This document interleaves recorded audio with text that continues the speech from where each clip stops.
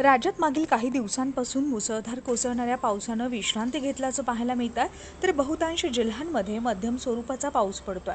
उद्या राज्यात हवामानाची परिस्थिती नेमकी काय असेल हे सविस्तर जाणून घेऊया। राजधानी मुंबई शहर आणि उपनगरात चांगला पाऊस झालाय। नदी नाले दुथडी भरून वाहत आहेत, तर धरणांच्या पाणी साठ्यात देखील वाढ झाली आहे।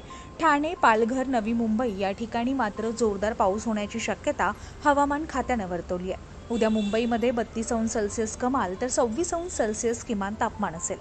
पुणे आणि कोल्हापूर या जिल्ह्यात हवामान विभागानं जोरदार पावसाची शक्यता वर्तवली आहे। या शहरात दिवसभर वातावरण ढगाळ राहणार असून उद्या दिवसभर जोरदार पाऊस राहील असं हवामान विभागानं म्हटलंय।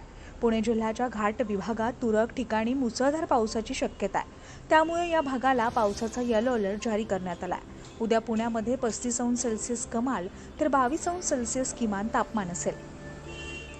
आजपासून पुढील काही दिवस विदर्भामध्ये पावसाचा जोर वाढण्याची शक्यता हवामान विभागानं वर्तवली आहे। भंडारा आणि गोंदियामध्ये जोरदार पाऊस पडण्याची शक्यता आहे, तर चंद्रपूर, गडचिरोली, नागपूर या जिल्ह्यांमध्ये मेघगर्जनेसह पावसाची शक्यता असल्याचं हवामान विभागानं म्हटलंय।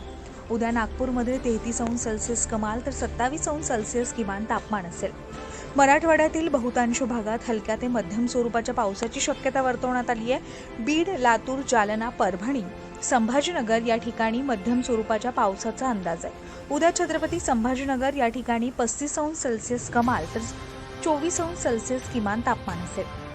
हवामान विभागाच्या अंदाजानुसार यावर्षी देशात सरासरीच्या 106% पाऊस बरसण्याची शक्यता असल्याचा अंदाज आहे। तसेच महाराष्ट्रातील बहुतांश भागात सरासरीपेक्षा जास्त पावसाची शक्यता अधिक असल्याचंही हवामान विभागानं स्पष्ट केलं आहे।